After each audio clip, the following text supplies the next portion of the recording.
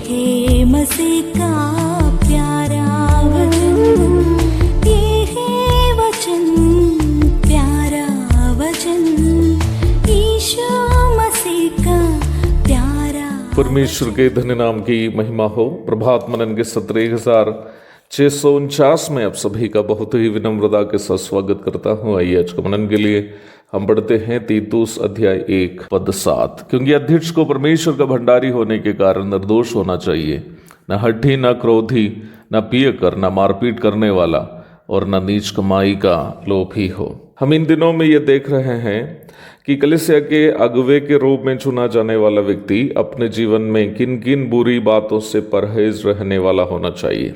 इस सूची में अगला हम देखते हैं कि अध्यक्ष अथवा प्राचीन या पास्टर को मारपीट करने वाला अथवा झगड़ालू नहीं होना चाहिए। इस प्रस्ताव का क्या अर्थ है?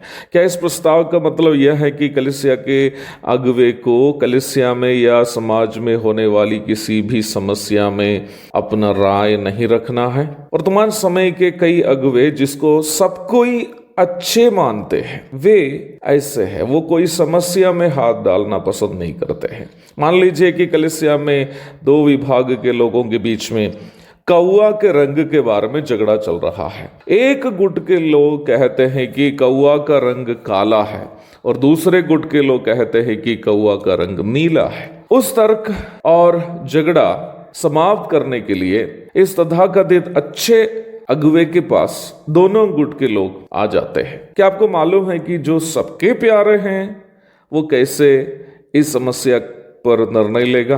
पहला गुट से जो कहते हैं कि कौआ काला है, ये अच्छा अगुआ इस प्रकार कहेंगे कि आप बिल्कुल सही बोल रहे हो क्योंकि कौआ काला है। और दूसरे गुट से भी बोलेंगे जो कहते हैं कि कौआ नीला है कि आप भी बिल्कुल सही बोल रहे हो, कौआ तो बिल्कुल नीला है। मान लीजिए कि अगुवे की पत्नी उस समय ये दोनों बातें सुनकर उनसे पूछती है, जी ऐसे कैसे हो सकता है, कौआ एक ही समय काला और नीला? तब सबके प्यारा अगुआ अपनी पत्नी से भी इस प्रकार बोलेगा, जी तुम भी बिल्कुल सही बोल रहे हो, इनके लिए वो काला है और उनके लिए वो नीला है। और तीनों गुट के लोग खुशी से वापस चले जाएंगे क्योंकि पास्टर साहब ने किसी का विरोध नहीं किया। तीनों ये कहेंगे पास्टर साहब बहुत ही बढ़िया इंसान है, किसी को भी वो नाराज नहीं करते। मान लीजिए कि अगुवे ने सही बोला कि कौआ कभी नीला नहीं हो सकता और उसका रंग काला ही है, तो स्वाभाविक है कि नीले वाले लोग, नीले का समर्थक अगुवे के विरोधी हो जाएंगे। मुझे अभी भी याद है उस दिन जब बिहार में मुझ पर झगड़ालू होने का आरोप पहली बार किया गया था। उस समय मेरा उम्र मात्र 19 वर्ष का था, 20 साल भी नहीं हुआ था। ये सन 1997 की बात है। मोतीपुर नामक जगह में पहली बार सुषमाचार कन्वेंशन आयोजन करने के लिए हम सब दौड़ भाग कर रहे थे। उस समय मैं सुषमाचार प्रचारक नहीं था। कन्वेंशन के मुख्य वक्ता स्वर्गीय शालूटी नयनन भैया थे। रात 8 बजे के बाद हम में से 7 लोग जो उस समय मोतीपुर में रहते थे, स्कूल के महिंद्रा जीप निकालकर कन्वेंशन के पोस्टर चिपकाने और बैनर बांधने के लिए निकले।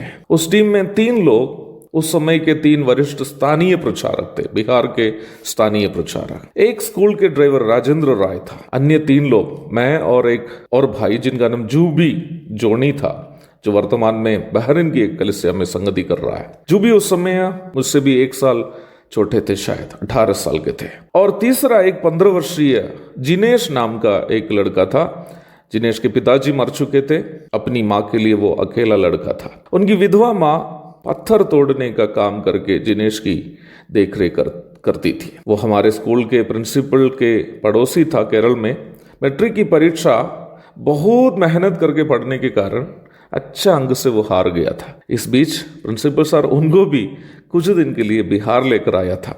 स्कूल में उनको कोई काम धाम नहीं था, वो ऐसा ही समय काट रहा था। अब पोस्टर साटने की सेवा में वो भी मेरे और जूबी के संग निकल कर आए। जब गाड़ी मोतीपुर चौक पर खड़ी की गई, गरम गरम लाई रखा गया था और उस बाल्टी लेकर जिनेश उत्साह के साथ गाड़ी से उतर गया। पीछे पीछे मैं और जूबी जोनी भी। हम बाहर इंतजार कर रहे हैं कि तीनों प्रचारक भी आए तो हम जाकर उस पोस्टर को चिपकाएंगे। प्रचारक लोग उस समय मुझे लगता है 35 और 40 के बीच के आसपास के उम्र के थे।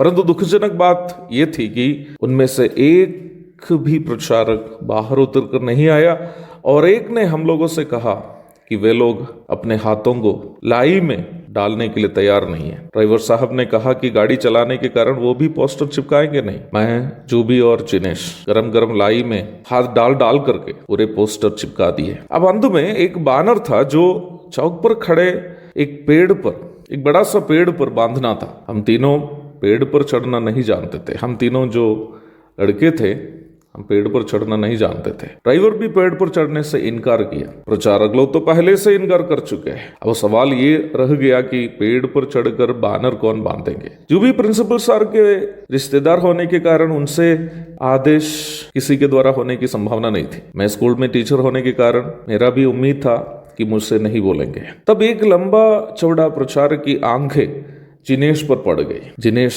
जिनको एक लाइन भी हिंदी बोलने नहीं आता था, थोड़ा सा डरने लगा। वो मेरे पीछे चिपकने की कोशिश कर रहा था और मेरे हाथ जोर से थामते हुए धीमी आवाज में उन्होंने मुझसे इस प्रकार बोला, भैया मुझे पेड़ पर चढ़ना नहीं मालूम है।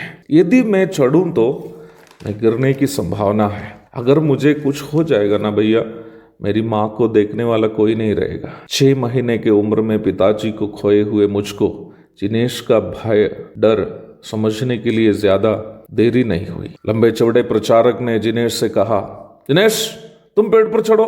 मैंने कहा, जिनेश पेड़ पर नहीं चढ़ेगा। फिर कौन चढ़ेगा? प्रचारक गुस्सा से मुझसे पूछा। मैंने कहा, मुझे नहीं मालूम कौन चढ़ेगा, लेकिन वो चढ़ेगा नहीं, जिनेश नहीं चढ़ेगा। प्रचारक ने बहुत गुस्से में आ गया और उन्होंने पता नहीं मुझे है या जिनेश को मारने के लिए हाथ उठाया। मैंने उनका हाथ पकड़कर नीचे किया। अंत में हम सब वापस स्कूल पहुंचे। प्रचारक तीनों मिलकर हमारे प्रिंसिपल सर से कहा कि वो जो जेबी है ना, बड़ा झगड़ालू है। बिहार में मुझ पर झगड़ालू होने का आरोप पहली बार तब हुआ था। आगे इस प्रकार की कई घटना हुई। मुझे उन लोगों के लिए आवाज उठानी पड़ी जिनकी आवाज कोई सुन नहीं रहा था, और झगड़ालू और अहंकारी होने का आरोप मुझ पर पड़ते गया।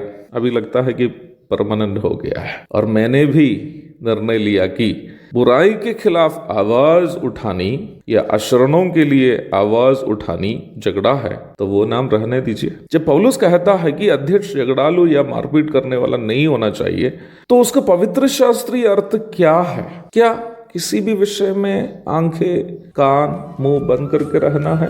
क्या उस पास्टर के समान होना है जो कौवा के रंग को काला और नीला दोनों बताया? समय बहुत हो जाने के कारण आज मैं आगे बढ़ना नहीं चाहता। प्रभु दया करे, इस विषय पर हम कल अध्ययन जारी रखेंगे। तब तक के लिए आपसे विदा हो जाता हूँ। प्रभु के धन्य नाम की महिमा हो। आमीन।